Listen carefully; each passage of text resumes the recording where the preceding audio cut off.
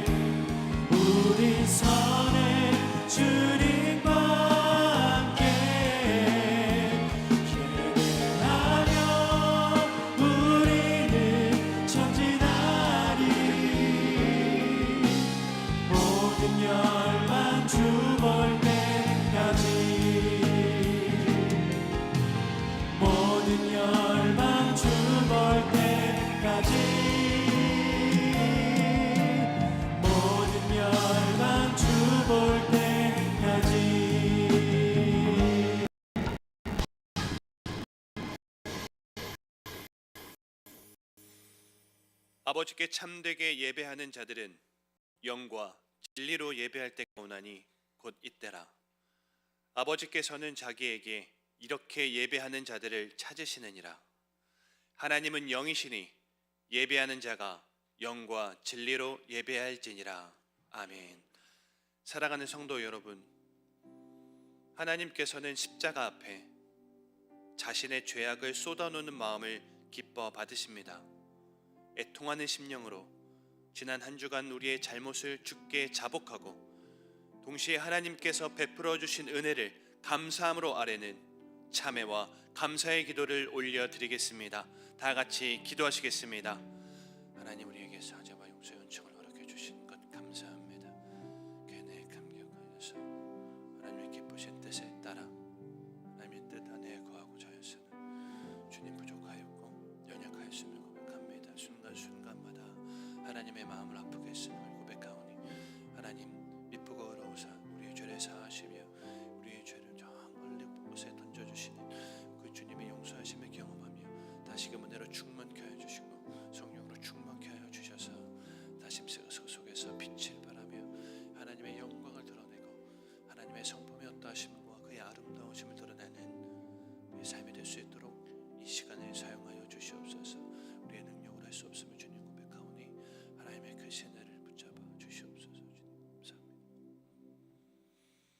사랑과 은혜의 주님, 거룩하신 하나님 앞에 온전한 예배로 나아갈 수 있도록 사죄와 용서의 은총을 허락해 주신 것 감사드립니다. 이 시간 구원의 감격과 회복의 기쁨을 가지고 전심으로 감사하며 드리는 우리의 예배를 받으시고 성령께서 주시는 감동이 충만한 예배 되게 하옵소서. 예수님의 이름으로 기도하옵나이다. 아멘. 사도신경으로 신앙 고백하겠습니다.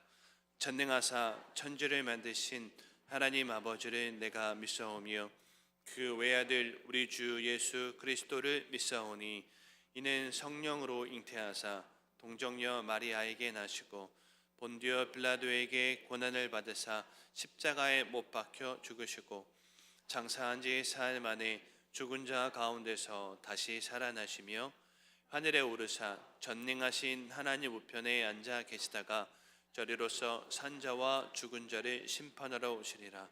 성령을 믿사오며 거룩한 공의와 성도가 서로 교통하는 것과 죄를 사하여 주시는 것과 몸이 다시 사는 것과 영원히 사는 것을 믿사옵나이다. 아멘. 우리의 반석과 구원과 산성이 되시는 주님 바라보며 이 시간에 함께 찬양하겠습니다.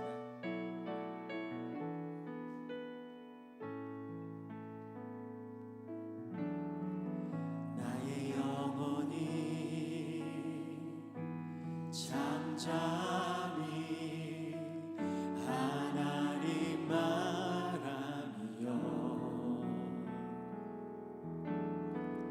나의 구원이 그에게서 나는 도다. 나의 영혼아 잠잠히 하나님만 바라라. 나의 소망이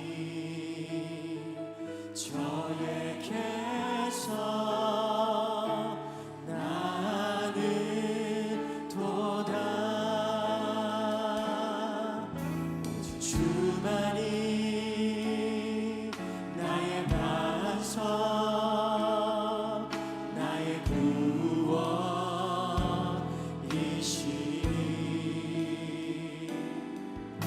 오직 주만이 나의 산성 내가 요동치 아니하리.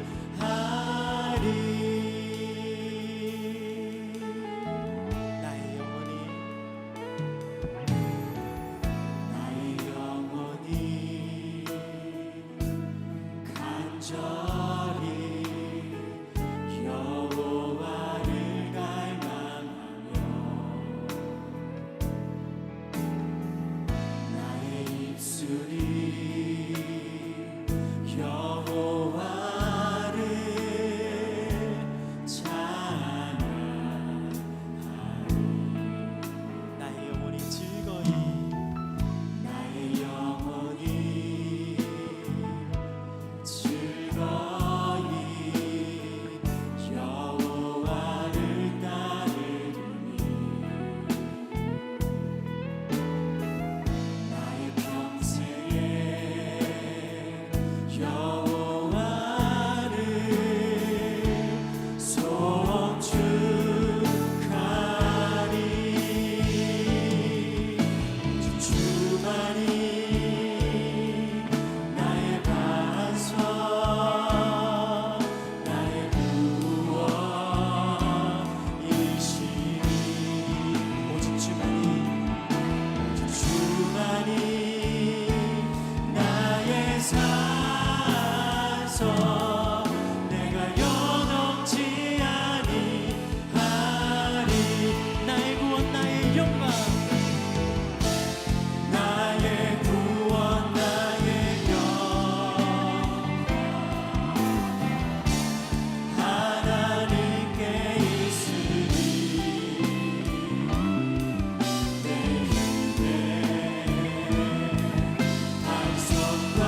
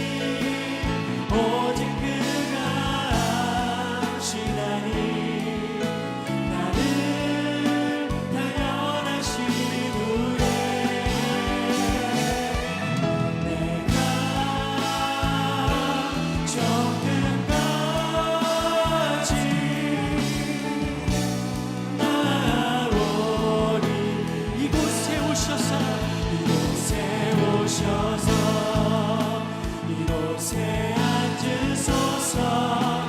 이곳에서 드리는 예배를 받으소서.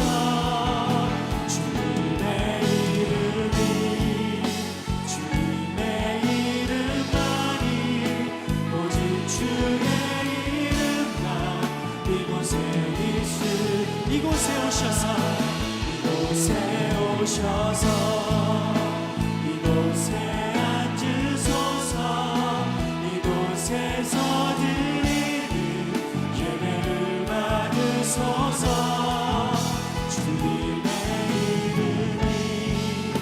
주님의 이름만이 오직 주의 이름만 이곳에 있으니 주님의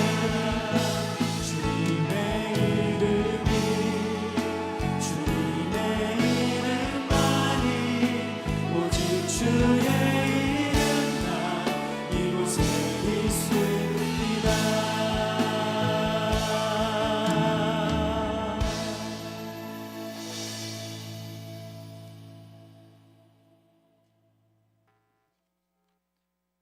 하나님 아버지, 추워진 날씨 속에서 한 주간 교회와 성도들을 주님 품 안에서 따뜻하게 지켜주시고 복된 주일 주의 성전에서 예배드리게 하심에 감사드립니다.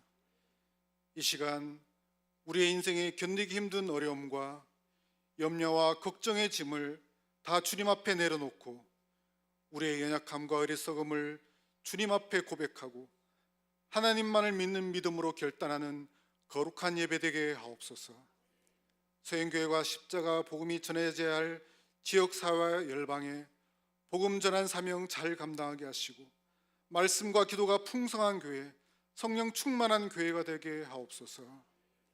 이를 위해 앞장서서 섬기시는 담임 목사님, 성령님 늘 동행하시고 2023년 한 해의 사역을 은혜롭게 마무리하게 하시고 2024년 목회 사역을 계획하실 때 주님 주시는 능력으로 지혜 주시기를 원합니다.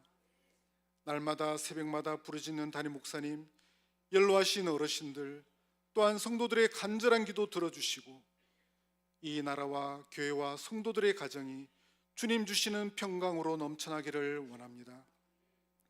아직 주님 앞으로 돌아오지 못한 가족들을 위해 인내하며 기도하게 하시고 새 생명들이 구원받는 은혜 주시기를 원합니다.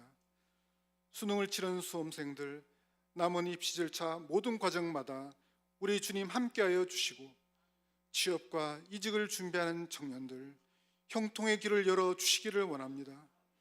소연의 미래 세대들 주님 가르치신 말씀 안에서 자라게 하시고 교회와 이 나라에 필요한 귀한 믿음의 사람으로 세워지게 하옵소서. 새로 세워진 임직자들이 하나님을 기쁘시게 하며 충성하는 자들로 세워지게 하시고 교회와 성도들을 행복하게 이웃을 감동케 하는 사명 잘 감당하게 하옵소서. 함께 예배 자리에 나오고 싶지만 육신의 질병으로 침상해서 병상에서 기도 중인 환우들, 암투병 중인 환우들, 이들의 간절한 기도 우리 주님 들으시고 치유와 회복의 은혜 주시기를 원합니다. 추워진 날씨 속에 어르신들 영육강 강건함으로 지켜주시고 궁복무 중 형제들 건강과 안전으로 지켜주시기를 원합니다. 경제적 위기 속에 힘들어하는 성도들의 가정과 사업과 일터 위에 물된 동산과 물이 끊어지지 않는 샘 같은 형통의 은혜 주시기를 원합니다. 농어촌 미자립교회와 군성교 현장과 열방에서 사역하시는 선교사님들의 복음 사역 위에 필요한 재정과 동력자들이 채워지는 은혜 주옵소서. 전쟁과 재난으로 지쳐있는 지구촌의 고통과 슬픔을 우리 주님 위로하여 주시고 재난의 상황 속에서 사랑의 손길이 넘치게 하셔서 이를 통해 주님의 사랑이 전해지는 은혜 주시기를 원합니다. 이 시간 말씀 선포하실 담임 목사님 능력의 귀한 주의 손으로 붙드시고 기도하며 묵상하신 귀한 능력의 말씀으로 우리 성도들 가난한 마음과 통회하는 심령 주시고 하나님 경외하는 마음으로 일상 가운데 말씀 순종하는 삶 살게 하옵소서. 원로 목사님 군성교 사역을 통해 복음의 능력이 힘있게 나타나게 하시고 영육강 강건하게 지켜 주옵소서. 오후에 있을 사랑방 되기를 통해 사랑방 식구들이 말씀과 교제를 통해 주님의 사랑을 나누게 하옵소서. 오늘도 강령역에서 복수하는 봉사자들의 섬김을 우리 주님 기뻐 받으시고 내년에도 더 많은 성도들이 봉사에 동참하게 하옵소서. 주님의 은혜를 기쁨으로 찬양하는 찬양팀과 할렐루야 찬양대의 찬양이 성도들 모두의 고백으로 부르는 영광의 찬양으로 올려드기를 원하옵고 이 모든 간구를 살아계신 예수님의 이름으로 기도드립니다. 아멘.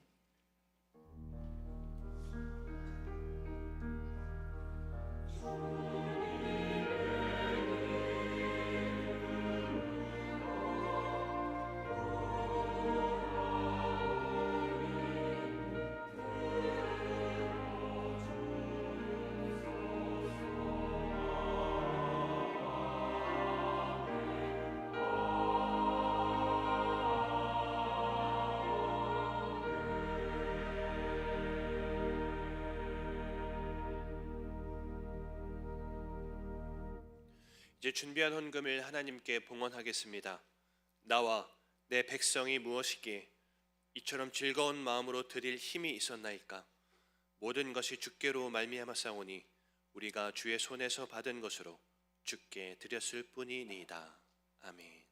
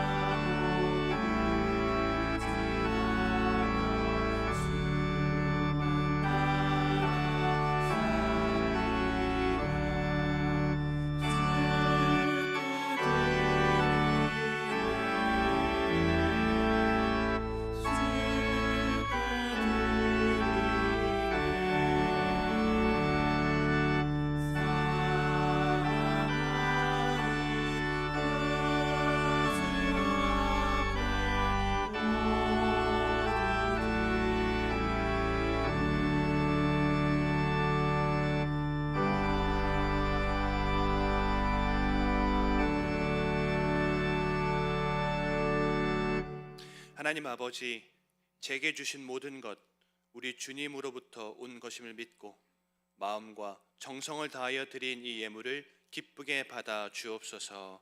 드린 손길 기억하여 주시며 그 손길과 발걸음 위에 하나님의 신령한 복으로 채워 주옵소서.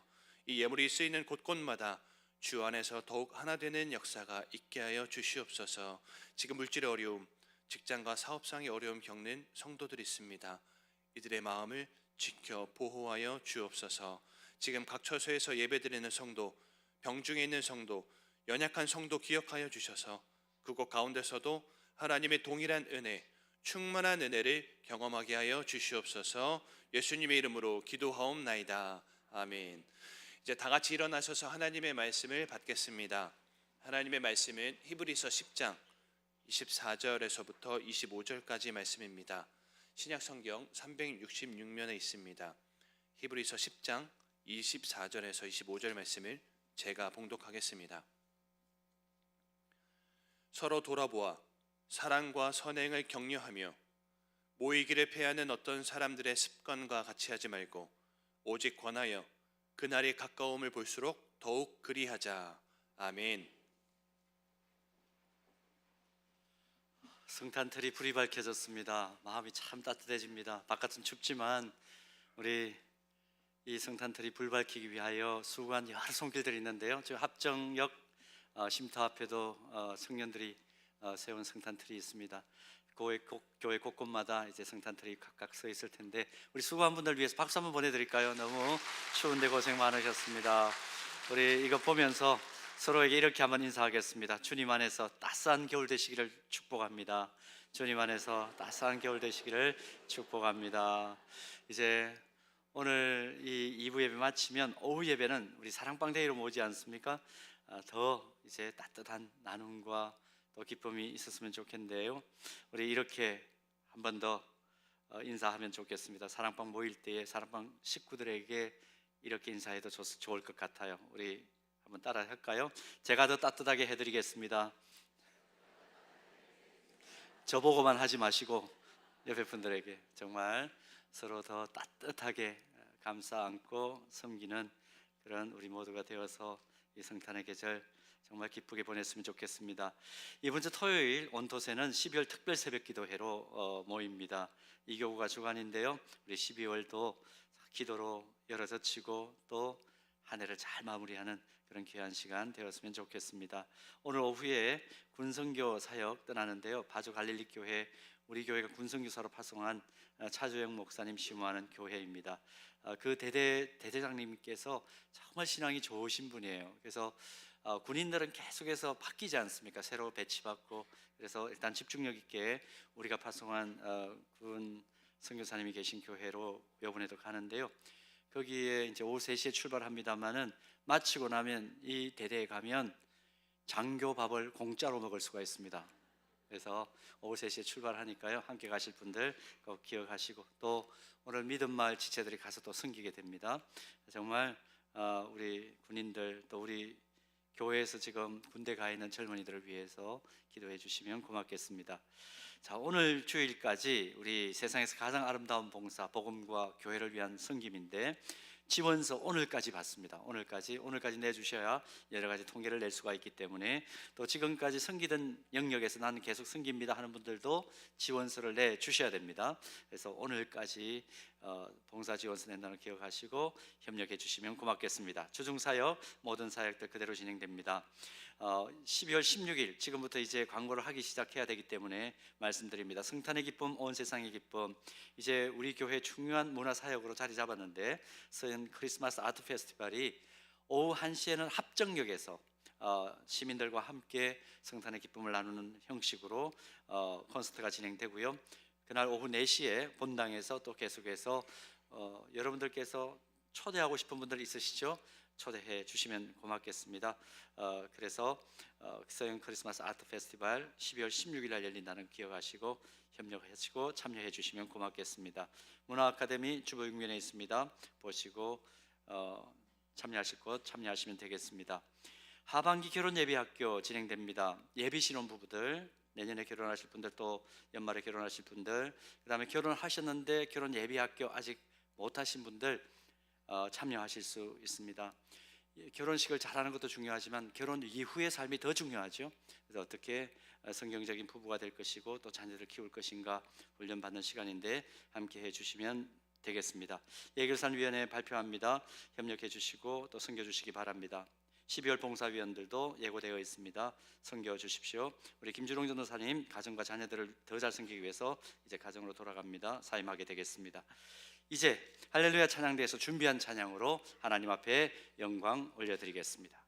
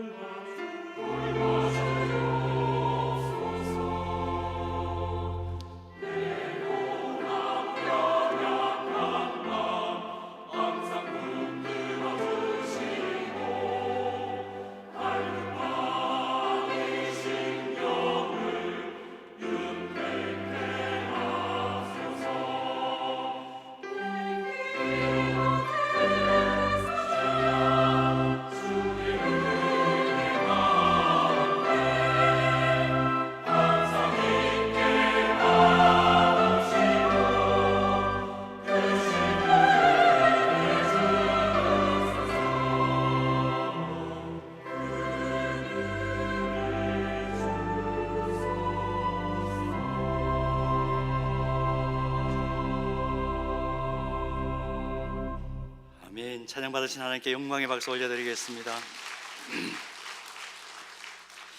찬양 함께 올려드릴 때 계속 눈물이 나는데요. 참 찬양 가사가 우리에게 주는 은혜가 큽니다. 이제 우리는 영적 가족입니다. 이런 말씀 제목으로 같이 말씀 나누려고 하는데, 이 세상의 모든 사람은 관계 안에서 태어나서 관계 맺고 살다가 관계 안에서 관계를 끊으면서 세상을 떠납니다.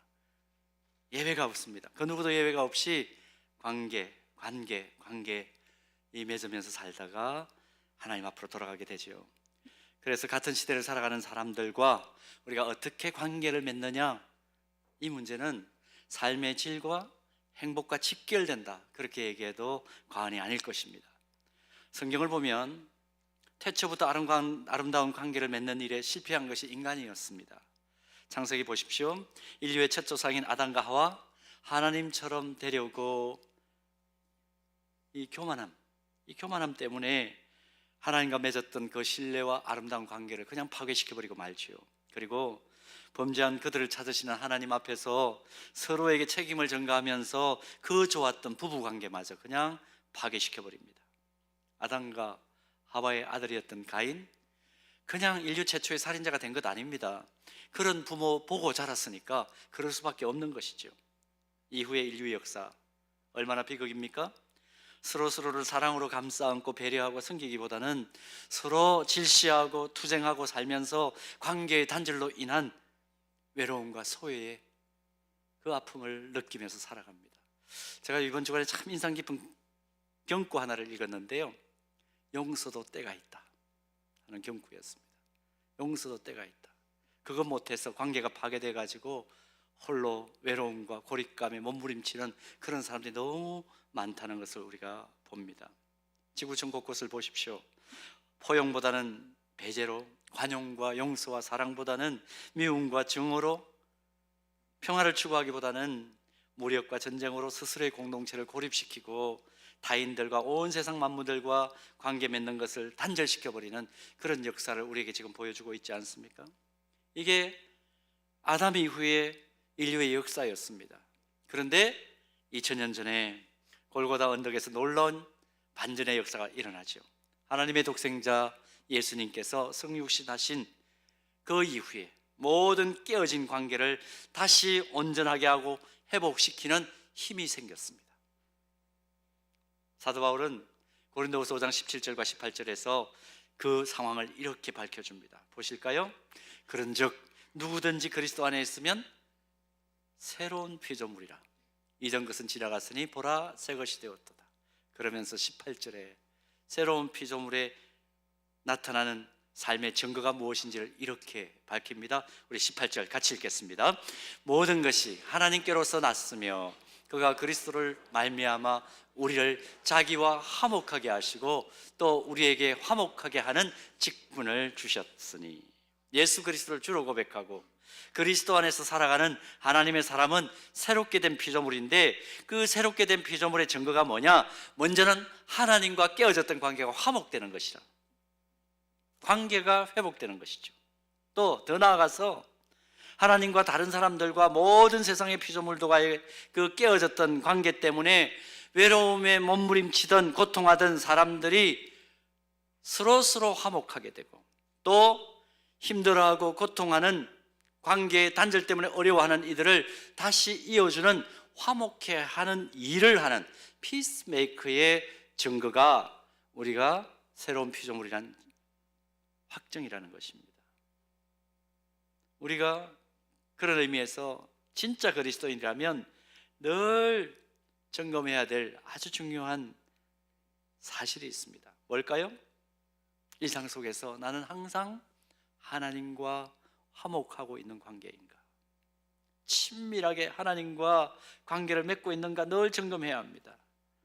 또 삶 속에서 만나는 모든 사람들과 서로 아름다운 관계를 유지하고 화목하면서 살아가려고 애를 쓰고 있는가? 나는 그런 사람인가? 그게 새로운 피조물 된 증거라는 겁니다. 더 나아가 볼까요? 누군가 서로가 서로에 대해서 등을 돌리고 질시하고 어려워하는 관계에 있으면 그 사람들을 다시 관계를 복원할 수 있도록 도와주는 그 일에 나는 지금 앞장서고 있는가?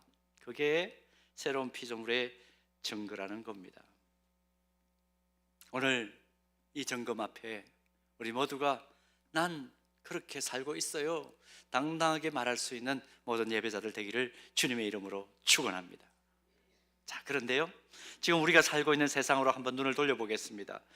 지금 현재를 살아가고 있는 이 세상 사람들, 우리 사회의 사람들, 일반적인 사람들 어떨까요? 모두가 다 외롭다고 지금 토로하고 있습니다. 우리나라 국민들 가운데 지금 내 주변에 나의 관심사나 의견을 나눌 사람이 없다, 나를 진정으로 이해하고 아는 사람 아무도 없다, 나는 혼자 남겨진 것 같다, 그렇게 느끼는 사람들이 국민 3명 중에 1명이라고 지난 6월 달에 한국인의 외로움 조사 결과로 밝혀졌습니다. 길 가는 사람 3사람 중에 1명은 항상 외롭다고 느끼는 사람이라는 거예요. 코로나가 터지면서 희한한 구호가 생겼죠. 뭉치면 죽고 흩어지면 산다.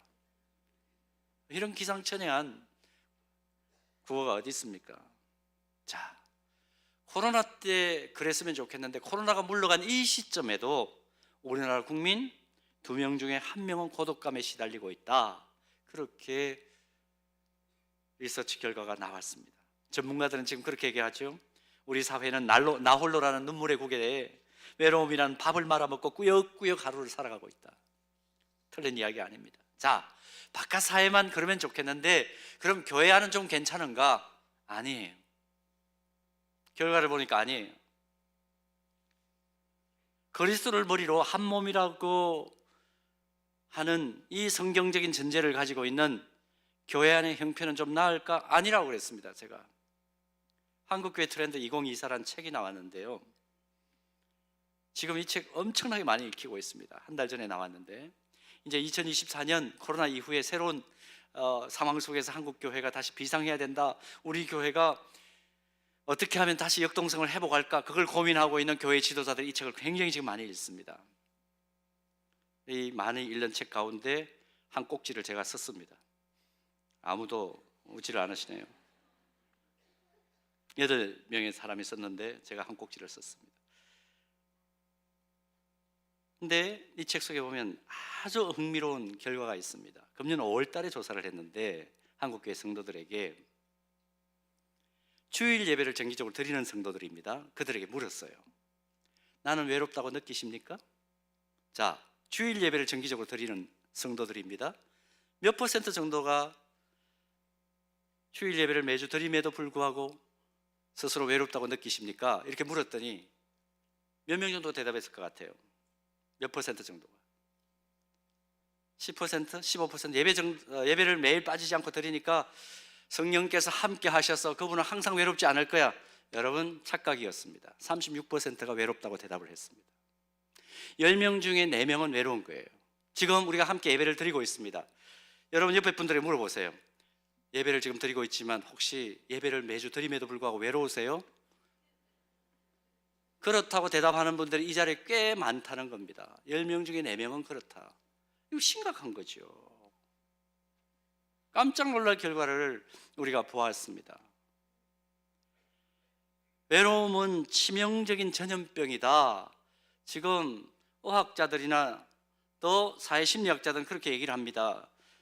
미국 공중보건위생국장을 최근에 역임했던 이 비백 머시라는 외과 의사가 있는데요, 이분이 책을 썼는데 최근에 이게 번역이 돼서 나왔어요. 책 제목이 뭐냐 하면 우리는 다시 연결되어야 한다. 그리고 부제가 뭐냐 하면 외로움은 삶을 무너뜨리는 질병이다. 이게 부제입니다. 책 속에서 무슨 얘기가 나오느냐 하면, 외로움은, 여러분 담배를 안 피우시니까 이런 경험이 없으시겠지만 이분이 이렇게 썼습니다. 아마 많은 임상을 거친 결과일 거예요.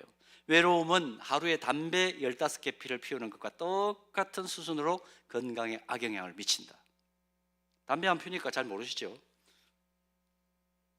치명적이라는 거예요. 만성염증, 비만, 심장병, 관절염, 당뇨병 같은 이런 질병들이 이 교활한 유형의 스트레스인 외로움 때문에 온다. 그렇게 이 책은 결론을 내고 있습니다. 그리고 고립과 고독은 죽음에 이르게 하는 병이다. 이렇게 마지막 언급을 하고 있습니다. 여러분, 지금 우리가 가지고 있는 게 뭐예요? 소통을 원활하게 하기 위해서 최첨단 기기인 스마트폰을 다 가지고 있습니다. 국민 전부가 가지고 있습니다. 애는 잃어버려도 스마트폰 잃어버리면 안 돼, 그렇게 생각하잖아요. 오늘도 성경은 잊어버리고 나왔어도 스마트폰은 챙겨 나오셨을 거예요. 모든 가정들이 언제나 마음만 먹으면 어디든지 이동할 수 있는 자동차를 각 가정들마다 다 요즘 가지고 있습니다. 할 수만 있다면 언제든지 소통하고 연락하고 소식을 주고받을 수 있는 사회적 연결망이 거미줄보다 더 촘촘하게 지금 깔려있는 사회 속에 우리가 살고 있습니다. 그런데 시간이 갈수록 사람들은 나는 점점 더 외롭고 고독하다, 고립감 속에 몸부림치는 그런 모습을 보여줍니다. 어쩌다가 이런 현상이 생겼을까? 이유가 뭘까? 어떤 분은 인간이 경험할 수 있는 최악의 질병은 외로움이라 그렇게 어느 사회심리학자는 결론을 내렸습니다. 도대체 이 최악의 전염병인 외로움에 대해서 우리는 어떻게 대응해야 될까?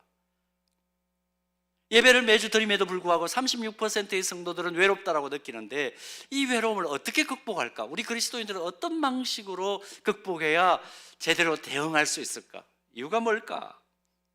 또 대안은 뭘 가져야 될까? 자, 이유에 대해서는 더 이상 말씀 나누지 않겠습니다. 대안을 생각해야죠. 오늘 본문이 대안이에요. 오늘 본문 히브리서 10장 24절 25절 한번 볼까요? 다시 우리 같이 한번 다시 읽겠습니다. 다 같이요. 서로 돌아보아 사랑과 선행을 격려하며 모이기를 피하는 어떤 사람들의 습관과 같이 하지 말고 오직 권하여 그날의 가까움을 볼수록 더욱 그리하자. 아멘. 본문에서 말하는 해답은 크게 나누면 두 가지입니다. 첫째는 뭐냐면 24절 말씀 있는 그대로 할 수 있는 한 서로 돌아보고 격려하는 것입니다. 이게 첫 번째 대안이에요. 돌아본다는 것은 상대방의 마음과 상황을 세밀하게 관찰하고 고려한다, 그런 의미입니다. 또 본문에 기록된 격려한다는 것은 단순히 그냥 어깨를 두드려주는 그 정도가 아니고 아주 적극적으로 상대방이 힘을 얻도록 강력하게 삶의 동기부여를 부여하는 그 상황을 격려한다, 그렇게 해석할 수가 있습니다. 철이 날카롭게 하듯 친구가 친구의 얼굴을 빛나게 하는 것처럼 상대방이 하나님을 더 잘 예배할 수 있도록, 더 잘 성장할 수 있도록 도와주고 하나님의 사랑과 이웃 사랑을 실천하는 그 선한 일을 열정적으로 감당할 수 있도록 강력하게 지지해 주는 겁니다. 지속적으로 에너지를 공급해 주는 것을 이 본문에서 격려한다는 의미로 해석할 수가 있습니다. 자, 이런 의미를 가진 돌아봄과 격려를 하는데 본문 24절 처음 부분을 보면 아주 의미심장한 단어 하나가 나옵니다. 부사인데요, 서로 그랬습니다. 서로. 이 서로라는 단어가 명사로 활용될 때는 짝을 이루거나 관계를 맺고 있는 상대를 의미하는데 부사로 활용될 때는 관계를 맺고 있는 두 사람 사이를 의미합니다. 관계를 맺고 있는 사람 사이, 서로 이렇게 얘기를 하는 거죠. 한 공동체에 속한 지체들이 이 두 사람 사이에 서로 온화한 미소가 교환됩니다. 따뜻한 인사를 나누고 축복을 하고 서로가 마음을 열어놓는 대화를 통해서 원만한 소통과 공감이 일어납니다. 너나 할 것 없이 서로에게 필요한 것들이 보이면 적극적으로 그 필요를 채워줍니다. 서로의 상황과 마음을 세심하게 살피고 적극적으로 힘을 공급하면서 그 안에서 함께 달려갈 수 있는, 또 달려가야만 할 새로운 소망의 목표를 발견합니다. 함께 어깨를 걸고 서로 격려하면서 그 목적지를 향해서 달려갑니다. 어떨까요? 이런 상황 속에서 외로움과 소외와 고독을 느낄 수 있는 틈이 있을까요? 이런 관계 속에 있는 공동체의 지체라면 고립감 속에서 눈물 흘리는 일은 일어나지 않을 거예요. 그래서 이 서로라는 이 단어는 굉장히 우리에게 지금 인상적으로 들려집니다. 본문을 다시 보면 특별히 오늘 본문을 기록한 히브리서 기자는 서로 돌아보고 격려를 하는 방법으로 또 두 가지를 제안합니다. 하나는 사랑으로 서로 돌아보고 격려하라. 사랑으로. 근데 원어 성경을 보면 이 단어의 의미는 아가페예요. 이 사랑은 아가페 사랑이에요. 하나님의 다함 없는 사랑, 무한한 사랑. 우리가 성탄 때마다 주님의 성육신을 기억하지요. 하나밖에 없는 독생자까지 아낌없이 우리를 사랑하시기 때문에 보내주신 그 사랑, 그 사랑으로 서로 돌아보고 격려하라. 본문의 전후 맥락을 볼 때에 고독과 외로움으로 몸부림치는 세상 한복판에서 우리 그리스도인들이 서로 천국을 미리 경험하는 삶을 살려면 어떻게 해야 될까? 독생자까지 아끼지 않으신, 우리를 위해서 희생시켜 주신 하나님의 다없는 사랑을 전제한 돌아봄과 격려가 있을 때 비로소 가능하다. 옆에 물어보세요. 외로우세요? 내가 다음 없는 사랑으로 사랑해 드릴게요. 그러면 회복된다는 거죠. 또 하나, 서로 돌아보고 격려할 때에 선행으로 하는 것입니다. 원어 성경의 의미를 보면 이 본문에 기록된 선행은 선하신 하나님의 뜻을 구체적으로 드러낸 일체의 모든 행위를 선행, 이렇게 보아야 한다고 해석합니다. 히브리서 기자가 특별히 이 선행이라는 단어를 썼을 때는 사실은 역사적인 이유가 있습니다. 당시에 십자가 복음을 믿는다는 이유 때문에 극심한 핍박 속에 초대교회 공동체가 있었습니다. 그래서 쫓겨다니는 사람들이 많았어요. 이쪽에서 핍박을 받으면 조금 안전한 지대로 옮겨가고, 조금 안전한 지대로 옮겨가고, 이런 방식으로 살아가는 떠돌이 신자들이 굉장히 많았습니다. 떠도니까 어때요? 의식주 문제가 잘 해결이 안 되죠. 근데 교회 안에 계속 그런 사람들이 들어오고 나가고 하는 겁니다. 그 공고한 상황을 만나는 성도들의 의식주에 필요한 모든 것을 구체적으로 채워주는 행동 일체를 지금 히브리서 기자는 의도에 두고 선행이라는 단어를 쓰고 있습니다. 이런 사랑과 선행에 기초한 지체들 서로 간의 돌봄과 격려가 있을 때에 천국을 경험한다. 실제적으로 초대교회는 지체들 서로 간에 이 사랑에 전제한 또 선행을 하는 그런 돌봄과 격려가 있는 과정 속에서 교회가 좋은 소문이 나죠. 그리고 주변 사람들에게 칭찬을 받는 공동체로 우뚝 섭니다. 교회를 바라보고 새로운 영혼들이 계속 날이면 날마다 새롭게 들어옵니다. 그래서 초대교회는 폭발적인 부흥을 경험하죠. 여러분, 부흥의 원리는 어찌 보면 단순한 겁니다. 영적인 원리는 서로가 서로를 사랑으로 돌아보고 선행으로 격려할 때에 자연스럽게 좋은 소문이 날 수밖에 없고, 좋은 소문이 나면 칭찬받을 수밖에 없고, 그 공동체로 사람들은 발걸음을 돌릴 수밖에 없는 것이죠. 부흥은 자연스럽게 일어나는 거죠.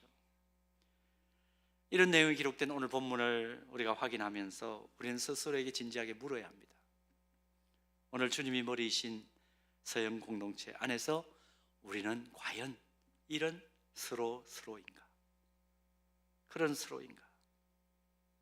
주님이 머리이신 서연 공동체를 통해서 사랑과 선행으로 서로 돌아보고 강력하게 격려하는 것을 실제적으로 우리는 경험하고 있는가? 주변 사람들이 서연 공동체로 들어오기만 하면 죽음에 이르게 한다는 이 외로움이란 질병을 쉽게 이기는 것을 우리는 계속해서 목격하고 경험하고 있는가? 이 질문에 우리는 대안을 가지고 아멘으로 응답할 수 있어야 하는 겁니다. 자, 그럼 어떻게 할까? 가장 효과적인 방법으로, 검증된 방법으로 우리가 이미 활용하고 있는 방법이 뭐냐 하면, 또 잘하고 있는 것이 뭐냐 하면, 교회 안에 작은 교회로 모이는 소그룹입니다. 우리 교회는 뭐라고 부르죠? 사랑방이라고 부르죠. 서로가 서로의 얼굴을 쉽게 확인할 수 있고, 표정을 확인할 수 있고, 감정의 변화를 쉽게 이해할 수 있고, 또 변화를 확인했을 때 그들을 섬겨낼 수 있는 사랑방. 어떤 분이 저한테 물어요. 목사님, 왜 주일 오후 예배를 드리지 않고 사랑방 데이로 지킵니까? 이유는 이것 때문입니다. 다른 이유가 없어요. 사랑방으로 모일 때 서로의 표정을 확인할 수가 있거든요. 커뮤니케이션 전문가들의 이야기를 자주 제가 들려줍니다. 100% 완전한 의사소통을 놓고 볼 때 말로 의사소통 되는 것은 7%밖에 되지 않습니다. 그리고 행동으로 의사소통하는 것이 한 38% 됩니다. 나머지 절반인 55%는 우리가 얼굴과 얼굴을 대하여 표정을 읽어낼 수 있을 때, 그때 비로소 의사소통이 가능한 것이 55% 절반 이상이나 됩니다. 그러니 말도 필요하고 행동도 필요하지만 더 필요한 것은 우리가 일단은 얼굴과 얼굴을 맞대는 것입니다. 여러분, 11월 얼마나 우리 마음속에 스산한 감정을 느끼게 합니까?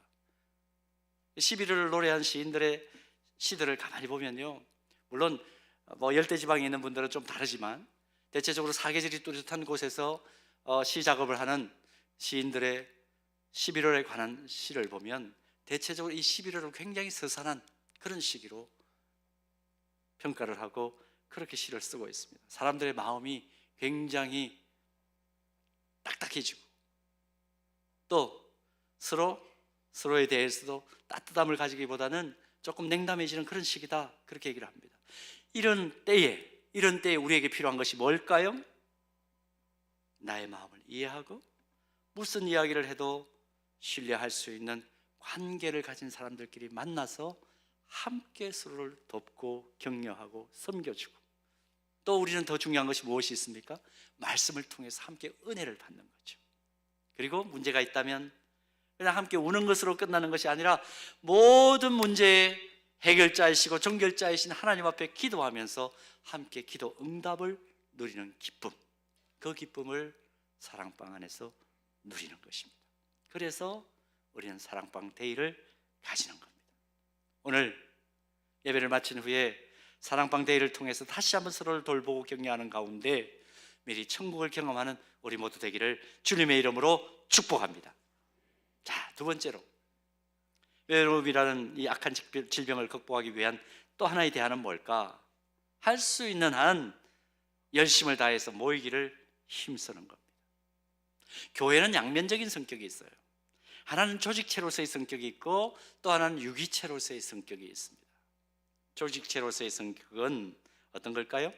교회가 예배와 교육과 봉사와 교제와 전도와 선교를, 이 사명을 보다 효과적으로 감당하기 위해서 각 영역에 리더들을 세우고 일꾼들을 세워서 체계적인 제도와 조직을 가지고 하나님께서 우리에게 요청하시는 그 사명을 감당해내는 것입니다. 이걸 조직체로서의 교회라 그럽니다. 사도행전 6장을 보면 처음 개척된 초대교회의 성도들이 점점 많아졌을 때 교회가 효과적으로 사역을 감당하기 위해서 직분자를 세우죠. 이걸 본받는 겁니다. 그래서 교회의 역사는 이 조직체로서의 교회가 되어서 하나님이 원하시는 눈에 보이는 물리적인 사역들을 효과적으로 지금까지 감당해 왔습니다. 그런데 또 다른 한편으로 유기체로서의 측면이 있어요. 조직체로의 측면과 유기체로서의 측면. 이 유기체로서의 교회는 눈에 보이지는 않지만 성도 각자의 심령에 보혜사로 임재해서 역사하시는 성령 안에서 교통하는 영적인 측면을 의미합니다. 성령께서 하나 되게 하셔서 우리에게 주시는 힘과 지혜로 서로 사랑하고 섬기고 하나님께서 주시는 사명을 한 지체가 되어 수행하면서 살아가는 것, 이 상황을 유기체로서의 교회 이렇게 부릅니다. 자, 유기체로서의 교회의 핵심은 누구이시죠? 보이지 않는 보혜사이신 성령께서 우리 안에 교통하시기 때문에 일어나는 일입니다. 그래서 주님이 머리이신 교회는 조직체로서의 교회, 직분자들로 구성된, 또 앞서 섬기는 일꾼들과 함께 그들을 돕는 온 성도들로 구성된 눈에 보이는 조직체로서의 교회가 있지만, 또 다른 한편으로는 교회는 성령의 능력 안에 있는 생명 공동체라 이렇게 얘기하기도 하는 겁니다. 생명적 유기적인 성격을 가진 공동체. 2020년 초부터 3년 동안 코로나 팬데믹을 겪었습니다. 전대미문의 단절과 소외 아픔을 겪었죠. 전 사회가 겪었는데 주님의 교회도 예외가 아니었습니다. 자, 다른 공동체는 일단 접어두고 교회 공동체만을 놓고 한번 잠깐 이야기를 나눠보십시다. 교회 공동체 가운데 제가 지금 교회 양면성으로서 조직체로서의 교회와 유기체로서의 교회를, 이 양면을 얘기했습니다. 조직체로서의 교회, 교회는 조직이야. 조직이 서로 정보를 잘 교환하고 그냥 서로 정보 나눔을 통해서 일사불란하게 움직이기만 하면 그건 된 거야, 그렇게 생각한 조직체로서의 교회를 강조한 교회는 코로나를 지나는 동안에 엄청난 타격을 받았습니다. 왜 그랬을까요? 조직체로서의 교회를 정부가 모이지를 못하게 했죠. 함께 모이지를 못하게 했습니다. 조직 가동 자체가 안 되게 만들어버리는 안타까움을 우리가 코로나 기간 동안에 경험을 했습니다. 그러나 그리스도를 주로 고백하고 믿는 성도들의 모임, 이 교회는 성령 안에서 유기적으로 연결된 생명 공동체라는 의식을 가진 유기체적 교회를 강조한 교회는 오히려 더 힘을 얻었습니다. 성령의 능력 가운데 계속해서 그 힘을 지속적으로 유지해 왔습니다. 기도를 통해서, 같은 말씀을 가지고 계속해서 나누는 작업을 통해서, 뿐만 아니라 실제적으로 성령의 역사하심을 경험하고 맛보면서 이 위치로서의 교회는 굉장히 오히려 더 활성화되었습니다. 특별히 교회 안에 작은 교회인 소그룹, 우리 교회로 말하면 사랑방이죠. 국가기관에서 사람들이 4명 이하로 모여야 된다고까지 아주 강력한 규제를 했을 때에도 4명 이하의 소그룹이 모일 수 있도록 그렇게 교회가 유기적으로 움직였던 교회들은 서로를 작은 숫자가 모여서 사랑으로 섬기면서 또 격려하면서 2-3사람이 모인 곳에는 나도 그들 중에 있느니라 그 성경 말씀을 그대로 삶 속에 적용을 했어요. 어떤 일이 벌어졌을까요? 모임 중에 역사하시는 성령님께서 친밀하게 교통하고 교제하게 하시는 그 놀라운 사실을 경험한 거예요. 그래서 성도들이 어떤 인식을 가지게 됐느냐 하면 이 단절되고 소외된 상황 속에서도 나는 혼자가 아니로구나, 함께 동행하는 믿음의 지체들이 있구나, 그걸 느끼면서 속으로 안에서 기쁨을 계속 누립니다. 그리고 코로나 팬데믹이 끝났어요. 회복 탄력성이 엄청나게 작동하는 것을 지금 여러 가지 결과가 보여줍니다. 여러분, 이런 결과가 우리에게 보여주는 분명한 진리가 있죠. 정보만 잘 전달되면 살아가는데 전혀 문제가 없다라고 생각했는데 그게 더 이상 진리가 아니라는 것을 우리는 깨닫는 겁니다. 온라인에서도 진정한 사랑이 완성될 수 있다, 새빨간 거짓말이라는 것을 우리가 확인하고 있는 것이죠. 영리와 이윤을 추구하는 세상의 조직들은 효율성을 위해서 재택근무나 온라인에서 모든 걸 해결할 수 있을런지 몰라요. 그러나 진정한 교제와 소통과 공감은 온라인에서 완성되는 것이 아니다라는 것을 우리는 코로나를 통해서 절절하게 깨달았습니다. 온라인 예배를 그런데 왜 드리느냐? 건강이 여의치 못한 성도들, 특수한 상황과 특별한 상황 속에 있는, 어려움 속에 있는 성도들이 예배를 드릴 수 있도록 돕는 보조 수단이지 그것은 본질적인 수단은 아닙니다. 우리가 그 사실을 깨달은 거죠. 그러므로 하나님과 친밀함을 경험할 수 있는 참된 예배는 신령과 진정한 믿음을 가지고 예배당 안에 자신의 몸과 마음을 가져와서 함께 한 장소에서 모일 때 비로소 가능한 것이다. 그걸 깨달았고요. 한 영혼은 한 영혼의 그 마음속에 있는 여러 가지 기도의 제목과 기쁨과 눈물을 함께 나눌 수 있는 것은 두 손을 맞잡을 때, 얼굴을 대할 때 이게 가능한 거야 하는 것도 깨달은 것이죠. 그래서 오늘 우리는 히브리서 기자의 도전 앞에 아멘으로 응답하는 겁니다. 모이기를 피하는 어떤 사람들의 습관과 같이 하지 말고 오직 권하여 그날의 가까움을 볼수록 더욱 그리하자. 코로나가 터지면서 연세가 높으시니까 몸이 염려가 돼서 계속 예배를 못 나오시다가 또 몸도 더 연약해지셨어요. 그래서 한동안 교회 예배에 참석하지 못하고 또 사랑방 모임에도 오지 못하셨던 권사님 한 분이 예배에 참석을 하고 사랑방 모임에 다시 참석을 하면서 저에게 이렇게 얘기를 하세요. 목사님, 이제는 살 것 같아요. 이제는 좀 숨 쉬는 것 같아요. 저는 그 고백이 동일한 우리의 고백이라고 믿습니다. 혼자서 말씀 붙들고 하나님과 직교하면서 살아가는 것도 분명히 의미가 있습니다. 그러나 우리에게 조금이라도 힘을 주실 때에 함께 모일 수 있다. 여러분, 우리에게는 십자가에 대한 제약이 없지 않습니까? 가까이 와도 누가 뭐라 그러지 않습니다. 하나님께서 우리에게 이런 자유를 주셨을 때에 함께 모이는 것을 패했다가는 진짜 패함을 당했을 때는 어찌할 수 없는 상황으로 가게 될 것입니다. 물론 그런 상황이 오지 말아야 될 것을 우리는 계속해서 기도해야 할 것입니다만은 하나님께서 우리에게 마음껏 예배하고 마음껏 찬양하고 마음껏 모여서 함께 사랑의 교제를 나눌 수 있고 섬길 수 있는 기회를 주셨을 때에 그 기회를 선용하는 우리 사랑하는 서연의 가족들 되기를 주님의 이름으로 축복합니다. 따라서 해볼까요? 우리는 영적 가족입니다. 옆에 분들에게 인사하십시오. 다시 한번, 우리는 영적 가족입니다. 우리 가족됨 잊어버리지 말고 정말 하나님께서 우리에게 모이게 하셨을 때 더 힘있게 모이고 집중력 있게 모여서 서로를 사랑으로 섬기고 강력하게 선한 일을 위하여 격려하는 우리 모두가 되어서 미리 천국을 경험하는 우리 교회가 될 수 있도록 앞장서 헌신해 주시기를 축복합니다. 기도하겠습니다. 하나님 아버지, 하나님께서 우리에게 모일 수 있는 기회 주셨을 때에 또 우리에게 마음껏 찬양하고 마음껏 예배하고 마음껏 말씀 나누고 마음껏 교제하고 서로를 섬길 수 있는 은혜의 때를 주셨을 때에 우리가 더 힘있게 모이고 서로를 섬기며 격려하려고 합니다.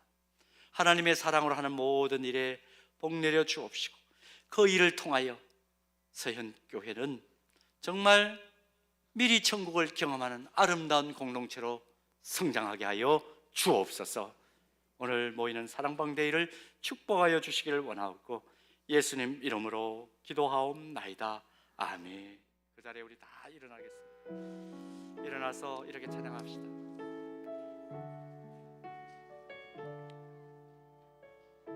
하나님 부르시면은 후회하심이 없습니다. 하나님의 부르심에는 후회하심이 없네. 내가 이 자리에 선 것도 주의 부르심이라. 하나님의 부르심에는 결코 실수가 없네. 나를 부르신 하나님의 신실하심을 믿네. 작은 나를 부르신 뜻을 작은 나를 부르신 뜻을 나는 알 수 없지만 오직 감사와 순종으로 주의 길을 가리라. 때론 내가 연약해져도 주님 날 도우시니 주의 놀라운 그 계획을 나는 믿으며 살리. 우리가 선자를 잘 생각합시다. 날 부르신 뜻 내 생각보다 크고 날 향한 계획 나의 지혜로 증량 못하나 가장 좋은 길로 가장 완전한 길로 오늘도 날 이끄신 믿네. 날 부르신 뜻 날 부르신 뜻 내 생각보다 크고 날 향한 계획 나의 지혜로 증량 못하나 가장 좋은 길로 가장 완전한 길로 오늘도 날 이끄신 믿네. 오늘도 날 이끄신 믿네. 오늘도 날 이끄신 믿네. 오늘도 날 이끄신 믿네. 오늘도 날 이끄신 믿네.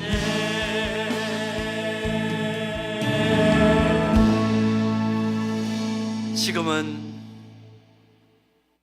나를 새로운 피조물로 삼으시기 위하여 십자가에서 보혈을 흘려주신 구주 예수 그리스도의 은혜와 하나님 아버지의 무한하신 사랑하심과 성령 하나님의 교통하심과 위로하심과 인도해 주시는 은혜가 오늘 내가 만나는 귀한 영적인 가족들 위하여 하나님의 사랑을 전제로 더 힘있게 돌보고 격려하기로 작정하는 모든 서현의 영적 가족들 위해